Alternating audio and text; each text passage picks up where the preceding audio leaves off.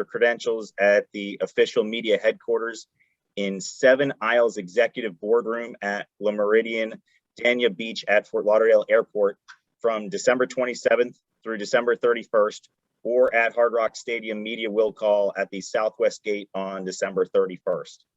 All of this information is available online at orangebowl.org/pressbox.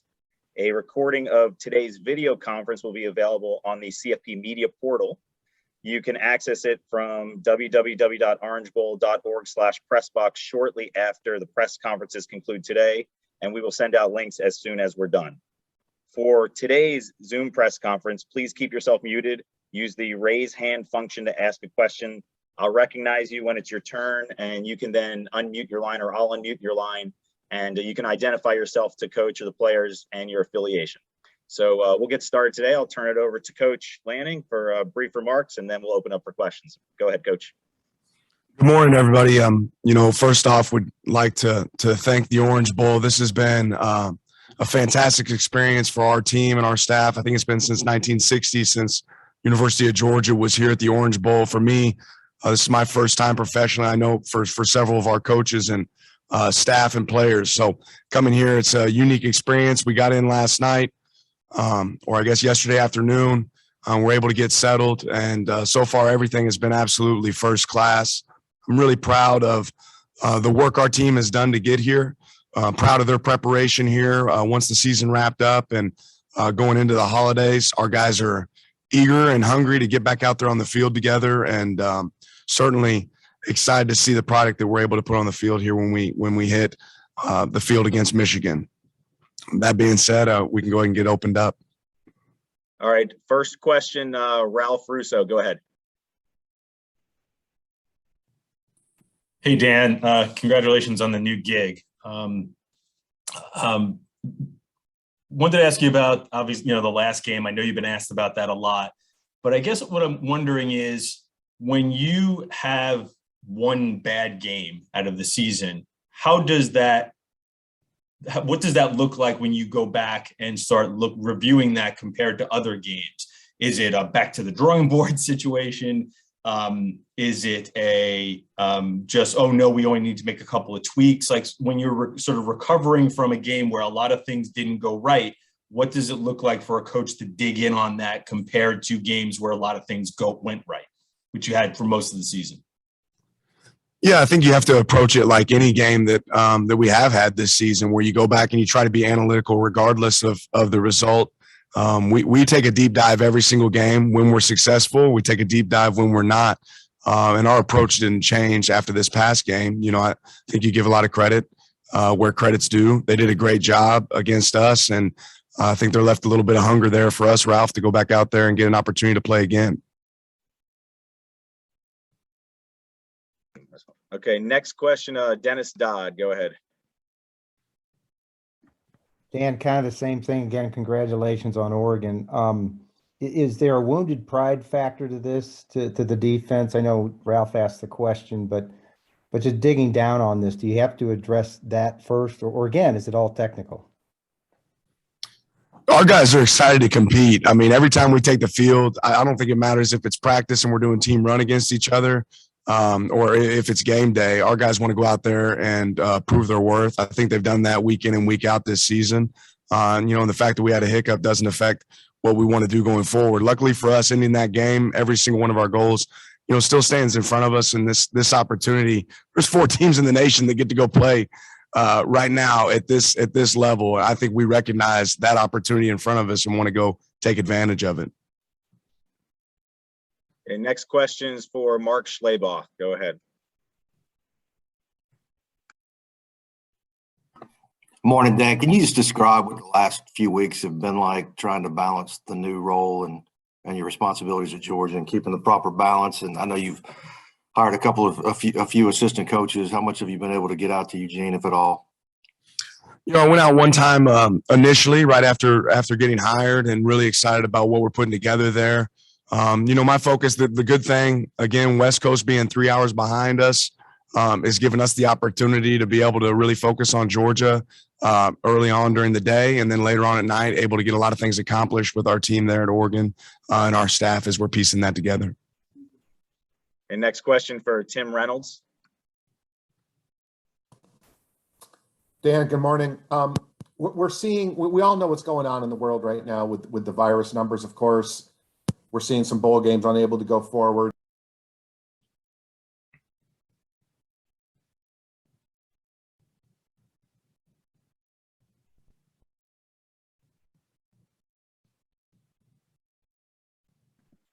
Hey, Tim, sorry you got cut off there. Can you repeat that question? Yeah, Dan, I was asking you about the virus and what's going on. We see some bowl games unable to go forward.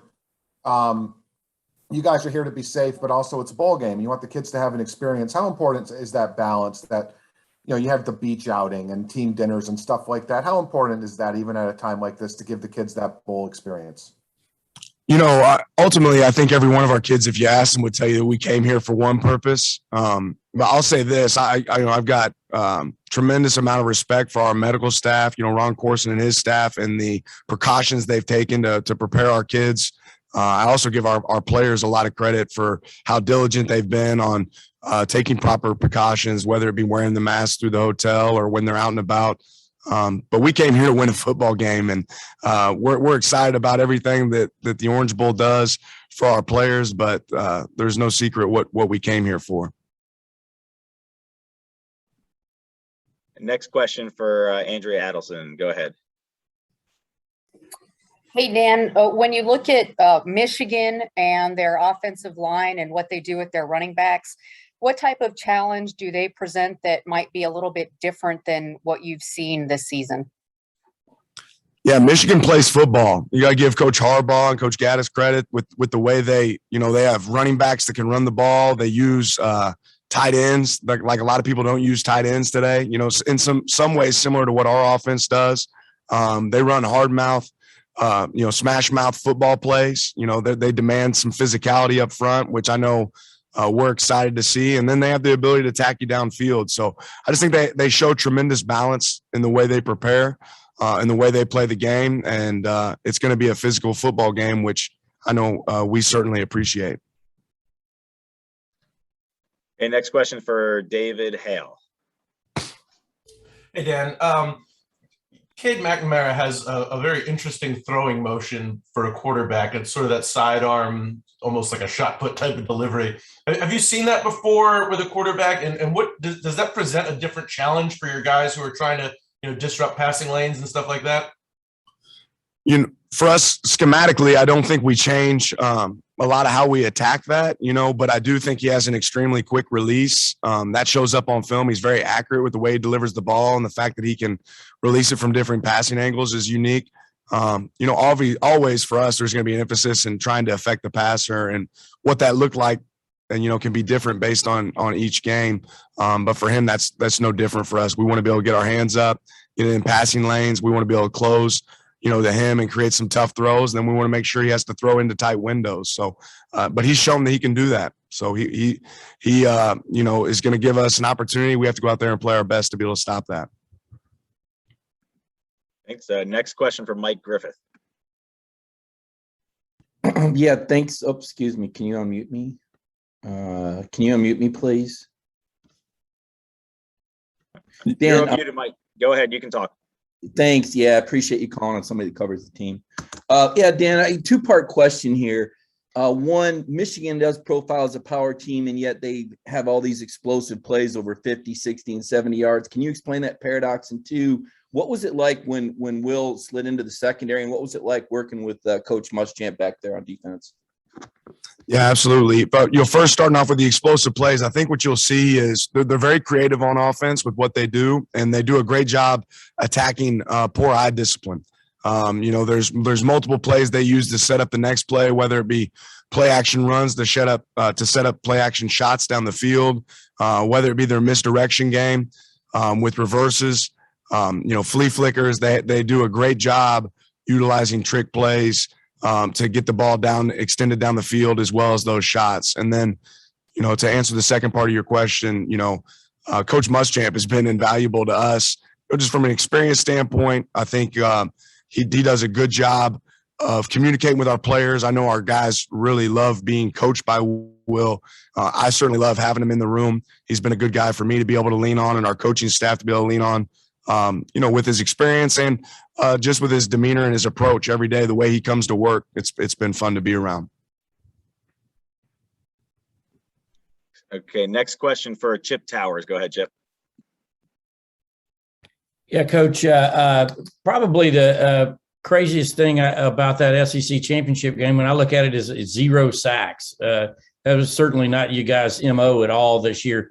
Was that a product of scheme, do you think, or was that more of just what Alabama was able to do, on the offensive line? And how different is it going to be? Is that necessary when playing somebody like Michigan?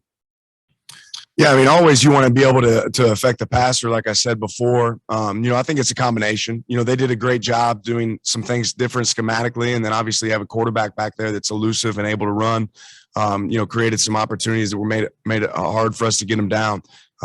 Several close calls that we weren't able to finish on. So certainly been a point of emphasis for us moving forward, and something we want to be able to take advantage of in this game. But they're a good offensive line. They do a good job protecting the quarterback. So we have to try to find unique ways to create that pass rush. And next question for Mark Weiser. Hey, Dan, in terms of the defense for this game, what is different about the operation of the coaching staff wise, given that your plate's been full and in the lead up to the game, and then the game planning and who will call the plays Friday night? Yeah, our approach will be very similar to what it's been all season. Nothing's really going to change from the way we operate, whether it be, luckily with bowl prep, there is a lot more time. There is a lot of time to be able to get ready. And I think a lot of times people make the mistake of trying to do too much in a shortened window, So we'll operate very similar to what we've operated all season. I'll still be making the calls, but every single one of our defensive coaches have been extremely involved throughout the week, throughout our preparation. And this is a team effort. It's been a team effort all season. That doesn't change for just this one game, whether it be Coach Smart's involvement, Coach Schumann, Coach Scott, Coach Adai, Coach Muschamp. There's a lot of hats and there's a brain trust that kind of goes into how we operate, and our players are very involved in that. So everything's going to be operating like it has all season. And next question is for Zach Klein. Hey, Coach, what has Hassan Haskins done to get cooking lately? 7 touchdowns his final 2 games. And have you broken down a meeting by saying go Ducks instead of go Dogs? No meetings here have been broken down like that. No, great question. Hassan and really their whole backfield, those guys are extremely physical. They run tough. I know for us, personally, we've shown a lot of film of these guys breaking tackles, and the way they run hard. Very rarely are they running to avoid contact. They're running to create contact. I think that shows up in the way that they play week in and week out. But they have a real disciplined approach. They're going to make sure that they emphasize running the ball, and that's shown up a lot with Hassan and all the running backs. Okay, next question's for Pat Forty. Hey, Dan. Question there. You mentioned how they attack eye discipline. How would you say that you guys core eye discipline? Sorry, your team's eye discipline has been, and how do you coach that? Yeah, I think you just have to recreate as much of that as possible within practice and within walkthroughs and film study. Our players, take a tremendous amount of pride in doing their jobs and doing it correctly. But you have to recreate some of those tough moments, some of those conflict plays within practice, and you have to work setup plays in practice to set up a tougher play throughout the game. And I would say at the end of the day, our guys have been really solid all season. From an eye discipline standpoint, certainly there's some moments that we feel like we could be a lot better. But we challenge ourselves to try to make practice harder than the game. And we've been able to do that, for the most part this season. All right, we're going to take a couple more questions here. Next one is for Connor Riley. Hey, Dan, I wanted to ask you about Glenn Schumann and sort of how he has grown as a coach over your time together at Georgia, especially with him already sort of having the co-defensive coordinator role. Yeah, Glenn's a phenomenal coach. He's also a great friend. He cares about his players tremendously. They have a huge amount of respect for Glenn and the way he works day in and day out. He's a diligent worker. He's extremely smart. He's somebody that I've leaned on my entire time here at Georgia, just because I have a lot of respect for how Glenn handles himself. He's obviously extremely intelligent and does a great job of helping us game plan and create opportunities for our players. So he's grown every single year as a coach. I think that's one of the things that's unique about this environment is coaches is developed this setup here where people can grow, and we're lifelong learners in this group, and Glenn's certainly an example of that. Okay, we'll do 2 more questions. Next one's for Anthony Dasher.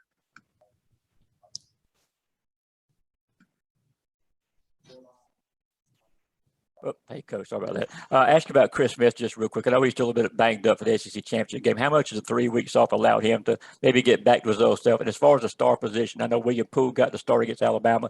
Is this a kind of a game where maybe Latavius Brini maybe kind of brought back to the folks? It seems like this is more of his suits his style of play.